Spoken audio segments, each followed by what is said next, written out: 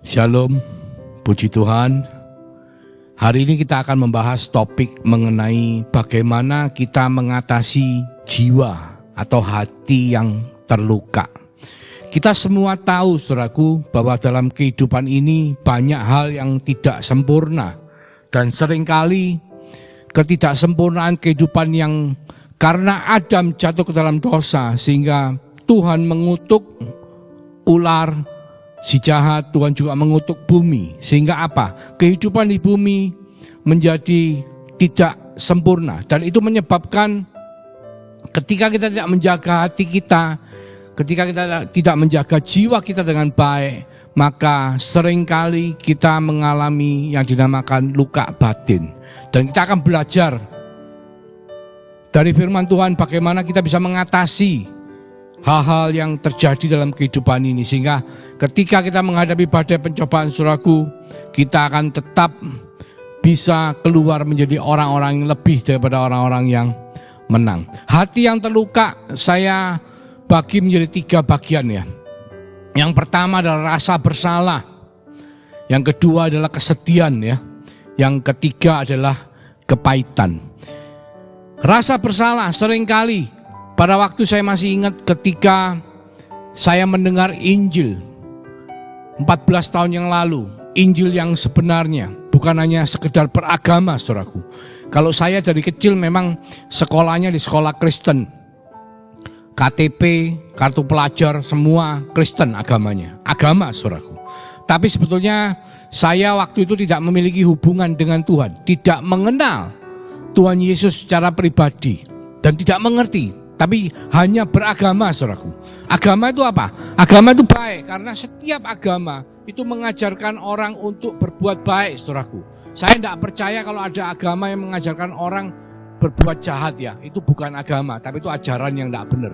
Tapi saya percaya agama adalah mengajarkan kita semua manusia ini untuk berbuat baik. Jadi waktu saya belum mengenal Tuhan Yesus, saya beragama, saudaraku. Tapi ketika Tuhan mengizinkan saya mengalami kelahiran baru karena berkat doa-doa dari keluarga saya, dari anak istri saya, bahkan dari teman-teman, dari mungkin beberapa jemaat yang ada di sini juga berdoa untuk saya, dari saudara-saudara yang lainnya, sehingga Tuhan menjamah kehidupan saya dan saya mengalami kelahiran baru.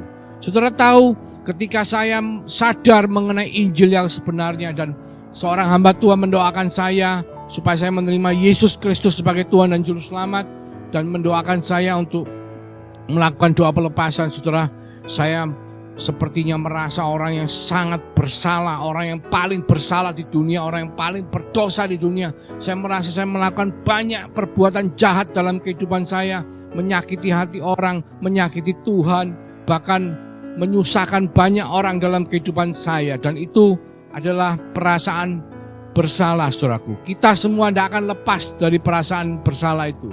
Seringkali dalam kehidupan kita, meskipun secara status kita sudah menjadi anak Tuhan, kita sudah beriman kepada Yesus sebagai Tuhan dan Juru Selamat, kita sudah dibenarkan oleh karena darahnya. Tapi seringkali ketika kita melakukan sesuatu yang salah, kita merasa punya perasaan bersalah. Dan rasa bersalah ini, saudaraku, sebetulnya harus dihilangkan secara penuh. Sebab kalau tidak, bisa menjadi beban, bisa membuat hati kita menjadi tercemar. Karena kita merasa terluka, karena kita merasa tidak layak, tidak patut sebagai orang yang dikatakan anak Tuhan, sebagai orang yang dikatakan tidak berdosa, tapi kenyataannya kita melakukan banyak sekali perbuatan-perbuatan yang berdosa.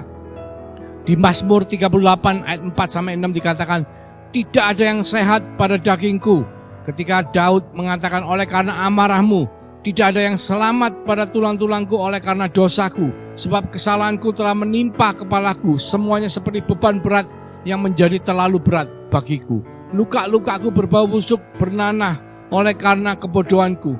Jadi rasa bersalah itu membuat Daud menjadi sangat tidak layak di hadapan Tuhan.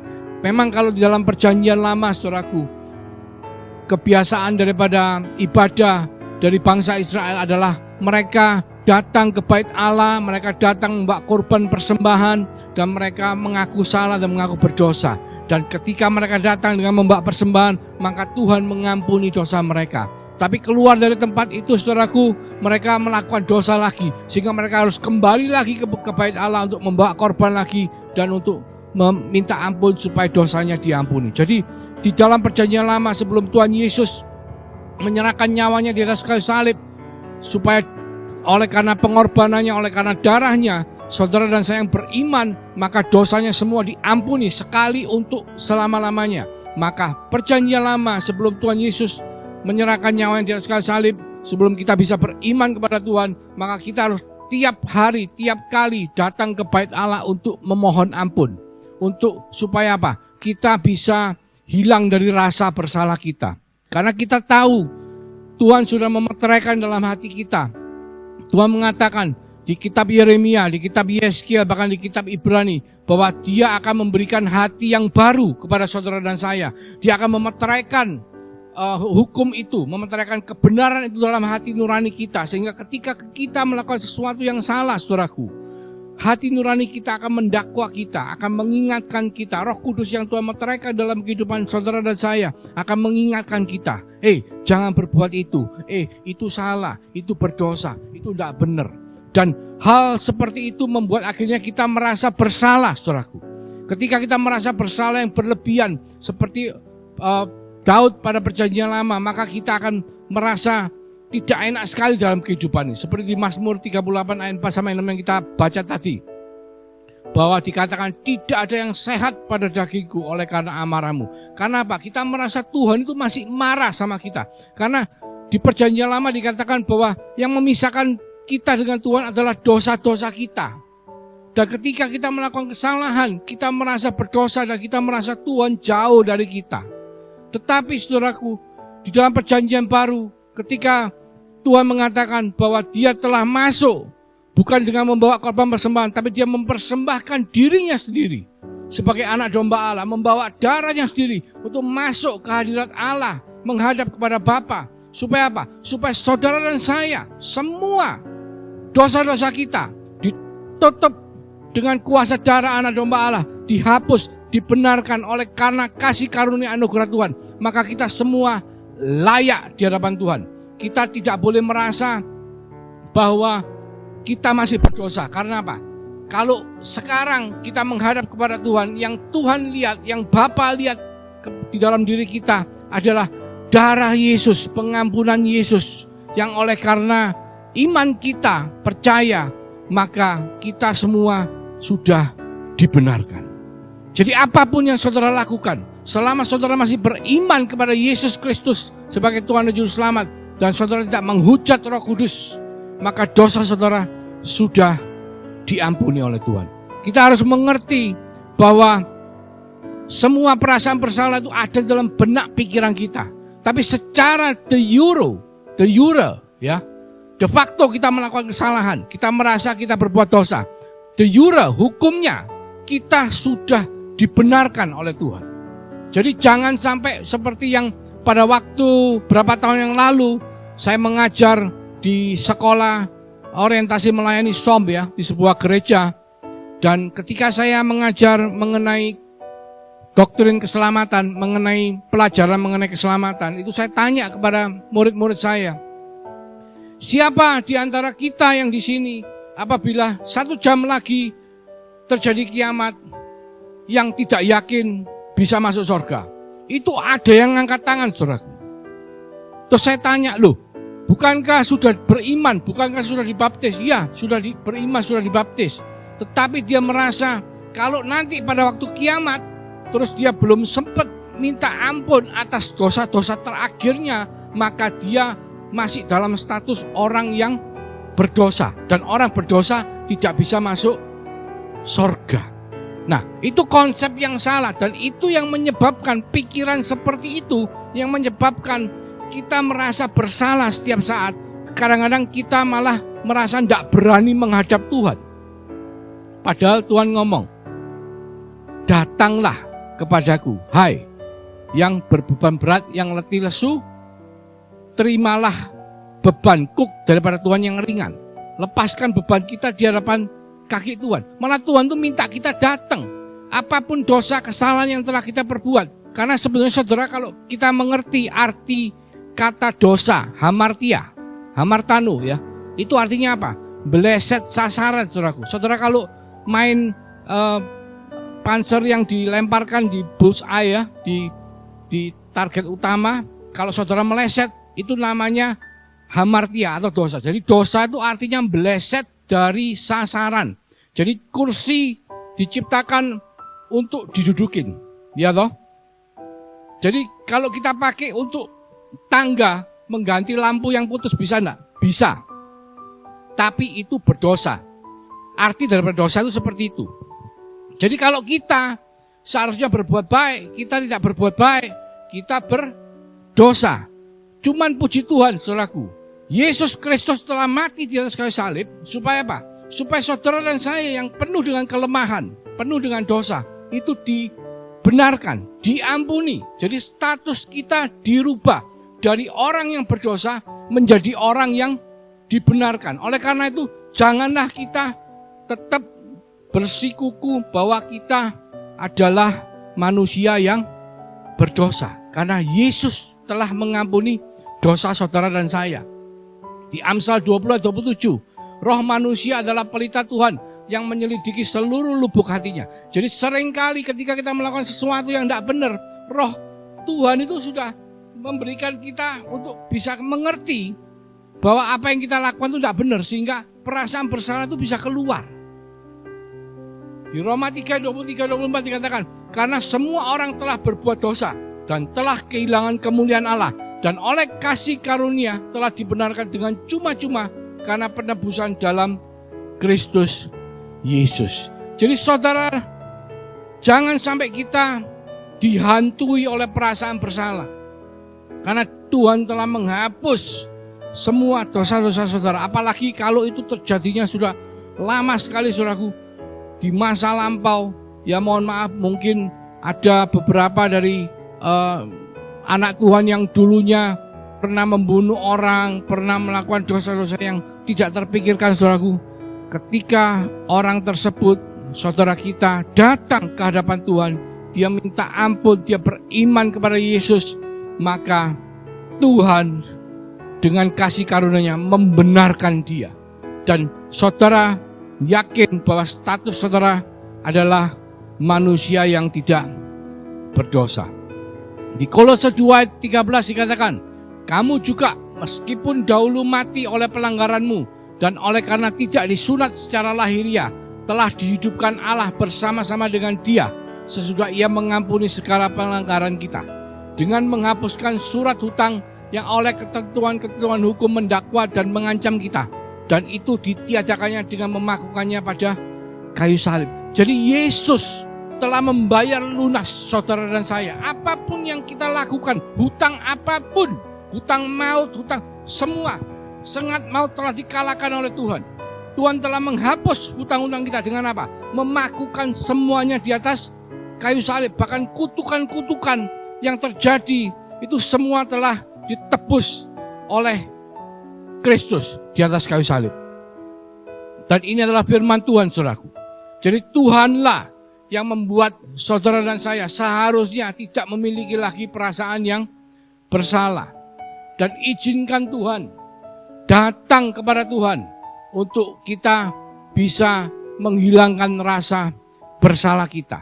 Jadi misalnya pada waktu perjamuan kudus, beberapa dari saudara mungkin punya pikiran, oh saya berbuat dosa, saya baru marah, saya tidak layak untuk menghadap Tuhan, oke saya tidak layak untuk makan roti dan minum anggur. Salah, saudara. Justru kalau saudara berada dalam posisi lemah, saudara butuh Tuhan, saudara harus cari Tuhan, saudara harus datang, saudara harus memperingati kematian Kristus di atas kayu salib dengan apa? Dengan melakukan perjamuan kudus. Supaya apa? Supaya karya salib Kristus itu bisa membuat saudara dipulihkan. Amin. Jadi malah jangan saudara malah lari menjauh dan tidak melakukan perjamuan kudus, atau malah tidak berani ke gereja, tidak berani minta doa. Salah, saudara. Justru kalau saudara baru melakukan kesalahan, saudara harus datang mencari Tuhan.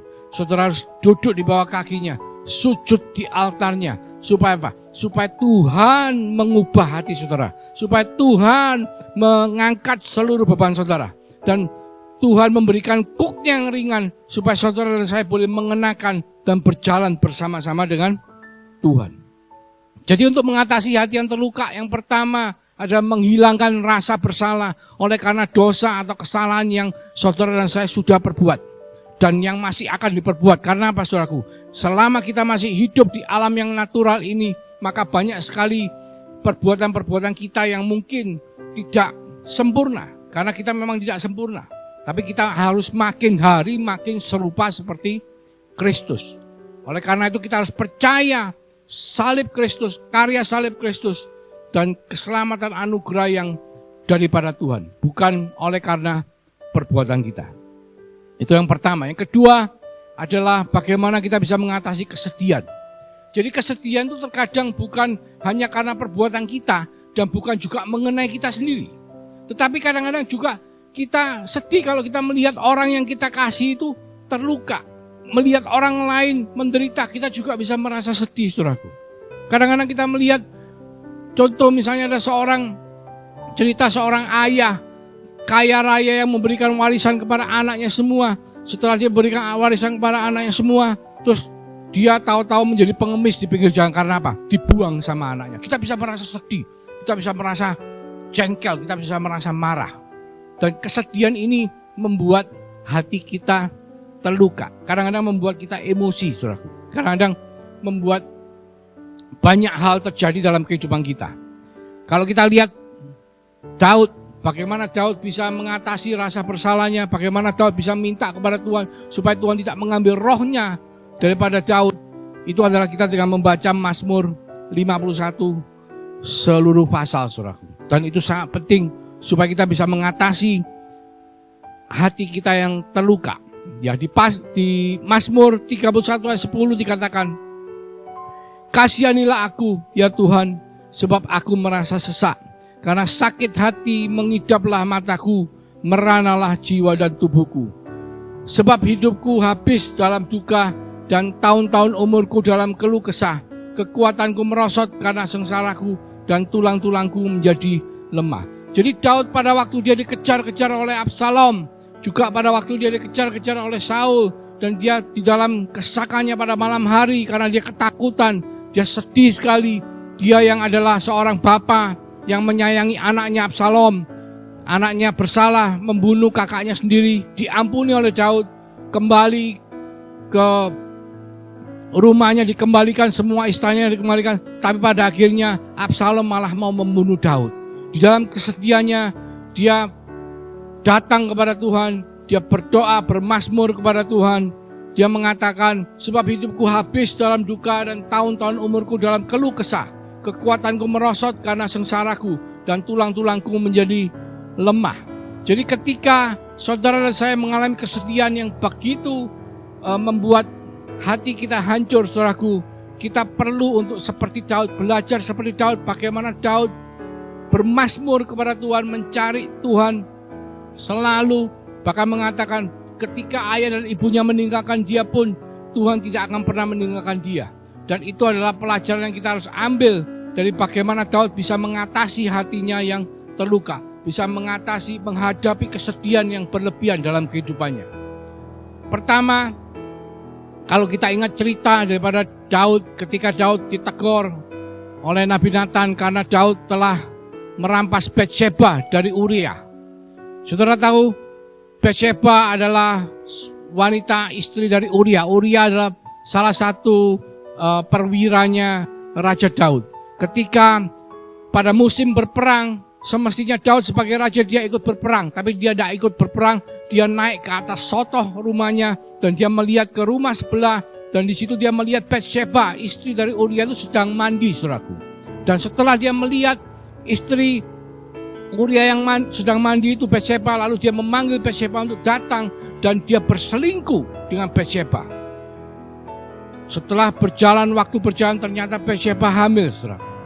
Dan apa yang Daud lakukan? Daud malah memanggil Uria supaya apa? Supaya Uria pulang ke rumah dan Uria bisa berkumpul dengan istrinya, sehingga ketika nanti Batseba melahirkan, Uria tidak akan curiga kalau Batseba itu selingkuh. Jadi apa yang dilakukan? Uria ternyata tidak mau pulang rumah. Uria merasa dia lagi dalam berperang, dia tidak mau senang-senang dengan istrinya, dan dia bahkan tinggal di pelataran di istana Raja Daud. Karena Uria tidak mau pulang, maka Daud mengatur dengan jenderalnya untuk supaya Uria ditaruh di medan peperangan paling depan, sehingga ketika terjadi peperangan dia mengalami resiko yang paling besar untuk diserang oleh musuh. Dan yang terjadi adalah Uria akhirnya meninggal di medan peperangan. Setelah Uria meninggal, maka Daud mengambil Batseba menjadi istrinya. Daud mungkin berpikir Tuhan tidak tahu ya. Tapi Tuhan marah, Tuhan menegur Daud melalui Nabi Nathan, dan Daud bertobat. Tetapi apa yang terjadi, saudaraku? Bahwa anak yang dilahirkan dari hasil perselingkuhan itu dikutuk oleh Tuhan. Anak itu mengalami kesakitan, dan ketika anak itu sedang sakit, saudaraku, Daud berpuasa. Berpuasa, tidak makan, dan sampai 1 minggu. Semua pegawainya melihat Daud begitu sedih ya, berseru kepada Tuhan supaya apa? Supaya anaknya diselamatkan. Ternyata apa, saudaraku? Ternyata anaknya meninggal. Dan di 2 Samuel 12 ayat 22, firman Tuhan mengatakan, jawabnya, selagi anak itu hidup, aku berpuasa dan menangis. Karena pikirku, siapa tahu Tuhan mengasihani aku, sehingga anak itu tetap hidup. Tetapi sekarang anak itu sudah mati. Mengapa aku harus berpuasa? Dapatkah aku mengembalikannya lagi? Aku yang akan pergi kepadanya, tetapi dia tidak akan kembali kepadaku. Jadi ketika tahu anaknya mati, malah Daud tidak mau puasa lagi. Daud malah cepat-cepat sudah berhenti dari puasanya, dan dia berurap ya. Di ayat 19, ketika Daud melihat bahwa pegawai-pegawainya bisik-bisik, mengertilah ia bahwa anak itu sudah mati. Lalu Daud bertanya kepada pegawai-pegawainya, sudah matikah anak itu? Jawab mereka, sudah. Lalu Daud bangun dari lantai, ia mandi dan berurap dan bertukar pakaian. Ia masuk ke dalam rumah Tuhan dan sujud menyembah. Sesudah itu pulanglah ia ke rumahnya, dan atas permintaannya dihidangkannya kepadanya roti, lalu ia makan. Jadi malahan ketika dia tahu sudah mati, berarti apa? Tidak ada harapan. Dia tidak perlu bersedih lagi. Tidak ada harapan, ya sudah, ditinggal. Dia berhenti puasa, saudara. Jadi kalau kita menghadapi kesedihan, janganlah kesedihan itu kita tanggapi dengan serius sekali. Yang sudah lewat ya sudah, kita tidak bisa merubah. Yang harus kita lakukan adalah seperti Daud. Ya sudah selesai, kita berdoa sama Tuhan. Itu adalah cara untuk bagaimana kita bisa mengatasi hati yang luka. Seringkali ketika kita menghadapi kesedihan berlebihan, contoh kita ditinggal oleh orang yang kita kasih meninggal, dan kita selalu meratap. Saya ada teman yang kehilangan anaknya, terutama dalam masa pandemi. Banyak sekali anggota keluarga dari saudara-saudara yang kena COVID di luaran mungkin dipanggil oleh Tuhan, sehingga mereka merasa kehilangan. Dan ketika mereka tidak bisa menanggapi dengan baik, mereka terus meratap atas kehilangan tersebut. Dan rasa sedih yang berlebihan itu, saudaraku, itu mengganggu kehidupan saudara dan saya. Baik kehidupan kita dalam Tuhan maupun kehidupan kita terhadap sesama. Karena kita tidak bisa menghidupkan dia kembali. Daud ngomong, tidak mungkin dia bisa balik ke sini. Yang terjadi adalah aku nanti akan menyusul dia. Jadi orang tua yang kehilangan anak tidak mungkin bisa menghidupkan anaknya kembali, tapi dialah nanti yang akan bertemu dengan anaknya. Jadi jangan terlalu ditanggapi, karena manusia pada akhirnya akan kembali kepada Tuhan. Tapi ketika kita tidak bisa mengatasi itu dengan benar, maka itu akan menjadikan beban dalam kehidupan saudara dan saya. Hati yang terluka, dari hati kita memancar kehidupan. Kalau hati kita terluka, dipenuhi oleh perasaan sedih yang berlebihan, maka kehidupan yang terpancar di luar adalah kehidupan yang tidak bersyukur, kehidupan yang tidak baik, yang dipenuhi oleh kesedihan dan kepahitan dalam kehidupan. Kita harus belajar seperti Daud. Ditinggal, berhenti puasa, tinggalkan. Jangan terlalu dianggap berat permasalahannya, dan kita berdoa kepada Tuhan. Lalu Daud juga fokus pada apa yang masih ada, bukan pada apa yang sudah hilang. Anak yang sudah hilang, meninggal ya sudah. Tapi yang masih ada adalah dia masih memiliki Batsheba sebagai istrinya. Sehingga apa yang dilakukan? Di 2 Samuel 12 ayat 24 dikatakan, kemudian Daud menghibur hati Batsheba istrinya. Dia menghampiri perempuan itu dan tidur dengan dia. Dan perempuan itu melahirkan seorang anak laki-laki. Lalu Daud memberi nama Salomo kepada anak itu. Tuhan mengasihi anak itu. Jadi anak yang sudah mati ya sudah. Tapi Daud masih bisa punya anak lagi. Bahkan anak itulah yang dikasih oleh Tuhan. Yedida namanya. Salomo. Saya punya cerita, saudaraku. Kurang lebih 7 tahun yang lalu. Jadi saya punya teman, itu orang cukup berada ya. Ya kalau bicara angka, mungkin equity-nya orang itu 50. Saya katakan 50 aja ya. Terus satu hari dia tuh investasi di saham, saudara. Dia investasi di saham dan yang terjadi adalah dia kehilangan 9 dalam waktu sekejap. Ya 9 kalau 9 rupiah ada artinya. Kalau 9 miliar, saudaraku. Ya otomatis sangat membuat sedih atau ya pokoknya gimana lah.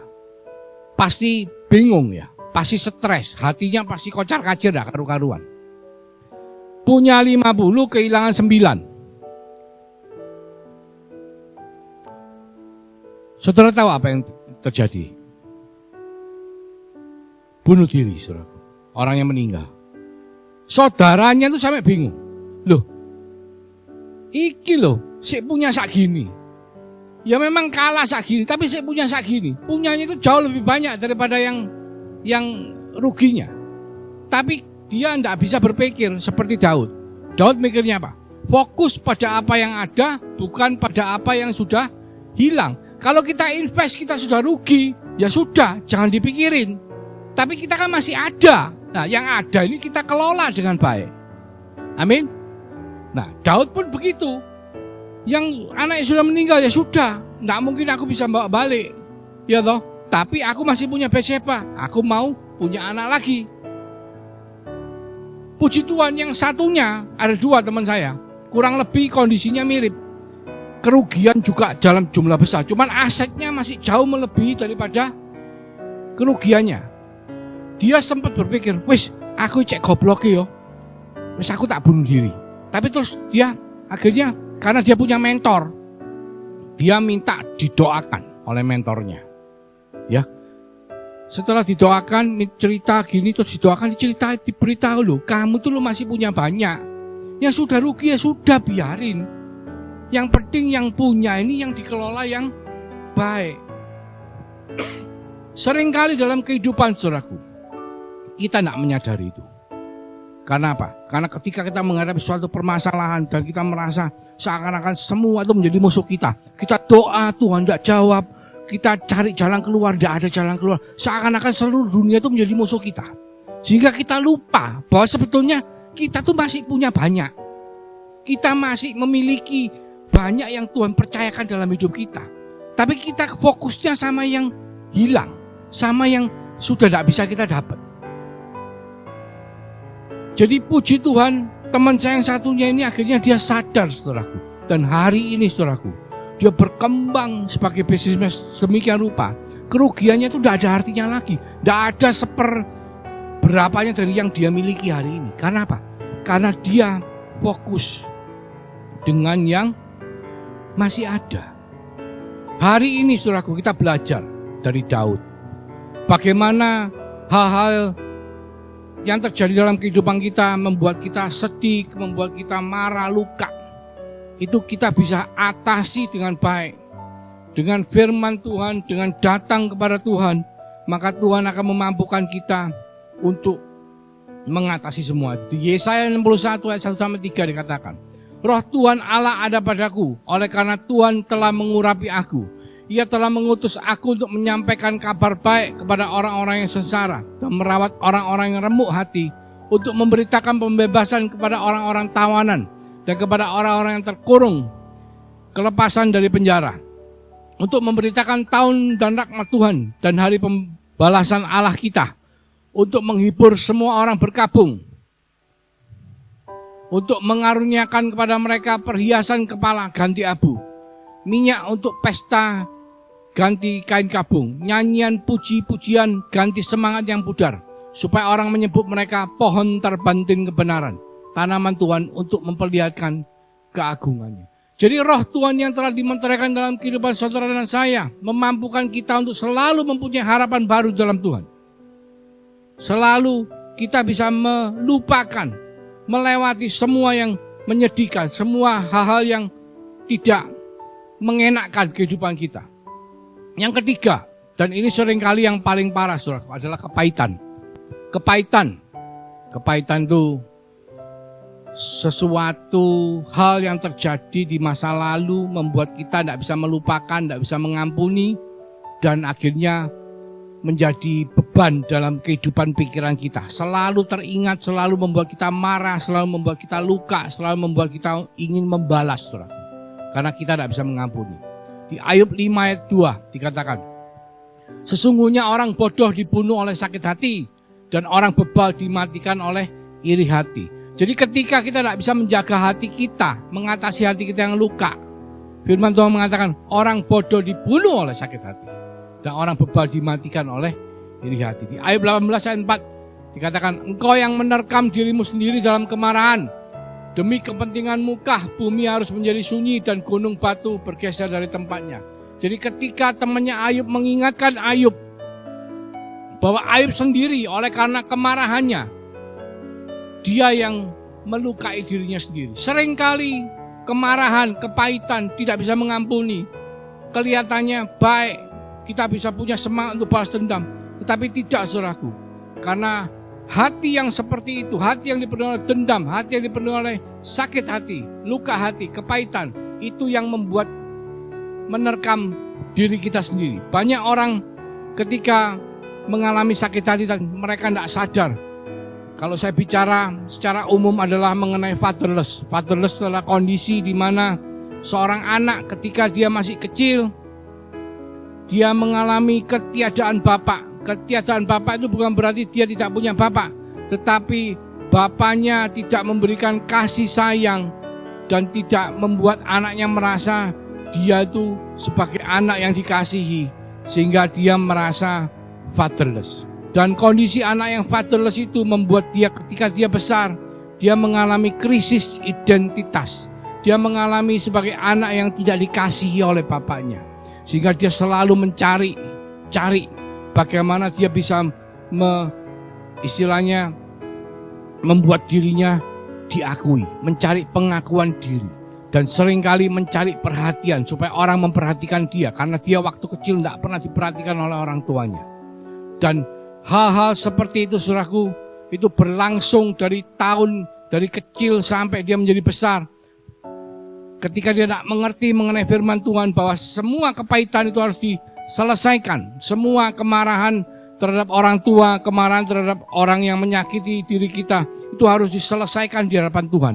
Maka hal itu akan membuat orang-orang tersebut yang mengalami fatherless menjadi banyak masalah dalam kehidupannya. Yang jelas kita lihat bahwa dari statistik yang dilakukan di Amerika, lebih dari 60% penjahat yang pembunuh, pemerkosa itu adalah orang-orang yang fatherless, yang seringkali mereka tidak mengalami bapa dalam kehidupan mereka. Bahkan mereka tidak tahu siapakah bapaknya. Dan hal tersebut harus diselesaikan, saudaraku. Karena ketika kepahitan itu tidak kita serahkan kepada Tuhan untuk diselesaikan, maka itu akan mempengaruhi kehidupan kita bersama Tuhan maupun kepada sesama kita. Di Roma 12 ayat 19 dikatakan, saudara-saudaraku yang kekasih, janganlah kamu sendiri menuntut pembalasan, tetapi berilah tempat kepada murka Allah. Sebab ada tertulis, pembalasan itu adalah hakku, Akulah yang akan menuntut pembalasan. Firman Tuhan. Kalau kita tidak bisa mengampuni saudaraku seperti Yesus mengampuni saudara dan saya. Ketika seseorang menyakiti kita dan kita selalu berpikir bagaimana kita bisa membalas orang tersebut. Ketika orang tua tidak mengasihi anaknya. Ketika orang tua melakukan kekerasan dalam rumah tangga, memukul anaknya, memukul mamanya. Maka anak tersebut ketika dia tidak bisa melepaskan pengampunan, menyelesaikan kepahitannya. Ketika dia besar, saudaraku, dia menikah, dia cenderung juga akan memukul anaknya. Dia cenderung juga akan memukul istrinya. Dan itu yang terjadi. Karena apa? Karena dia tidak bisa mengampuni. Karena dia tidak bisa melepaskan pengampunan. Yesus telah mengampuni saudara dan saya. Dan Yesus minta supaya kita juga melepaskan pengampunan kepada siapapun yang menyakiti kita. Karena itu adalah hal yang sangat penting dalam kehidupan kita. Karena ketika kita tidak membiarkan Allah yang melakukan pembalasan, kita melakukan pembalasan oleh diri kita sendiri, maka hidup kita tidak akan baik. Bahkan Tuhan mengatakan dalam doa Bapa kami, kita diajar untuk selalu berdoa, ampuni kami seperti kami mengampuni orang lain. Jadi kalau misalnya kita tidak bisa mengampuni orang lain, berarti apa? Kita tidak diampuni menurut doa Bapa kami. Yang kedua, di Matius 15 ayat 13, Tuhan Yesus mengatakan, setiap tanaman yang tidak ditanam oleh Bapakku yang di sorga akan dicabut sampai dengan akar-akarnya. Apa maksudnya? Tuhan mau supaya kita datang ke hadapan Tuhan, kita membawa semua permasalahan kehidupan, kepahitan, kebencian, hal-hal di mana membuat kita ini marah kepada orang lain, ingin membalas. Itu adalah bukan dari Tuhan, saudara. Itu adalah benih yang ditaruh oleh si jahat dalam kehidupan kita. Kita tidak akan lepas dari yang namanya kepahitan. Tapi ketika itu terjadi, kita bisa membawanya kepada Tuhan, menyerahkan kepada Tuhan, supaya Tuhan mencabut sampai dengan akar-akarnya. Dan untuk itu kita diperlukan untuk punya hubungan yang intim dengan Tuhan. Untuk selalu punya kebiasaan datang kepada Tuhan. Menyerahkan setiap permasalahan kita kepada Tuhan. Karena dalam kehidupan kita sehari-hari, kita mau baik pun kadang-kadang kita sudah berbuat baik, tapi orang lain masih jahat sama kita.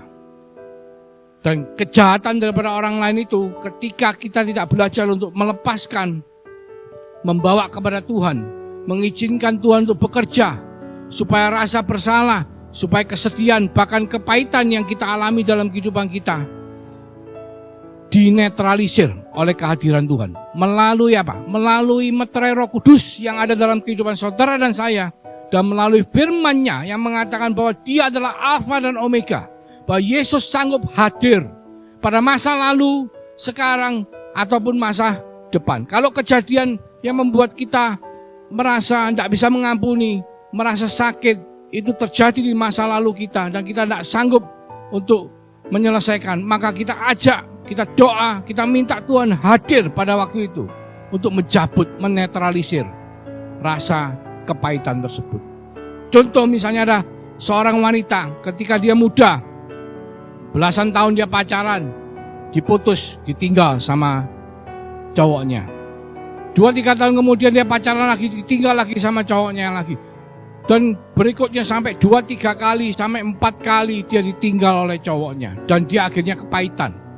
Cewek tersebut, wanita tersebut, perempuan tersebut merasa setiap cowok adalah bajingan. Nah ini mohon maaf ya, ini cuma sekedar ilustrasi.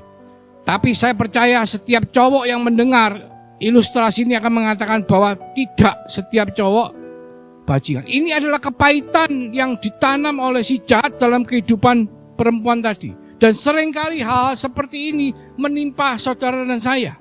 Dan kita harus belajar untuk mengizinkan Tuhan bekerja.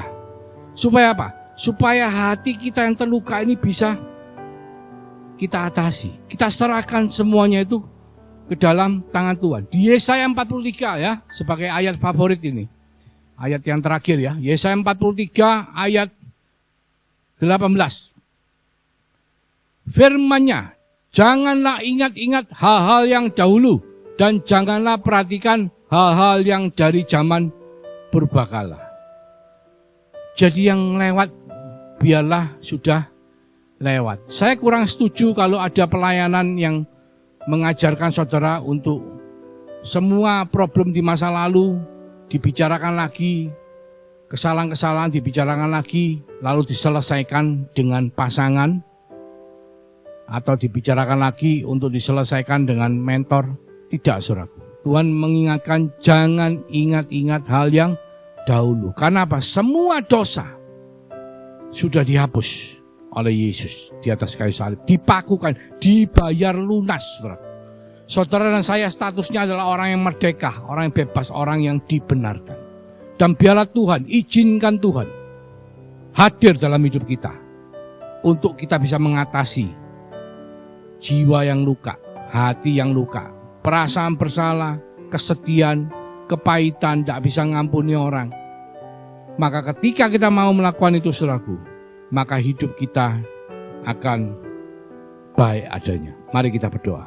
Terima kasih Tuhan. Biarlah firman-Mu boleh menjadi bagian yang terpenting dalam kehidupan kami. Bukan hanya kami mengerti Tuhan, tapi kami boleh supaya menjadi pelaku-pelaku firman. Supaya Engkau makin terlibat dalam kehidupan kami. Sehingga baik hati kami, sehingga baik kehidupan kami. Karena dari dalam hati kami terpancar kehidupan. Kehidupan yang berkenan di hadapan-Mu. Supaya berkat yang Kau limpahkan dalam kehidupan kami boleh menjadi berkat bagi bangsa-bangsa. Di dalam nama Yesus kami mengucap syukur. Haleluya. Amin. Puji Tuhan. Tuhan Yesus memberkati.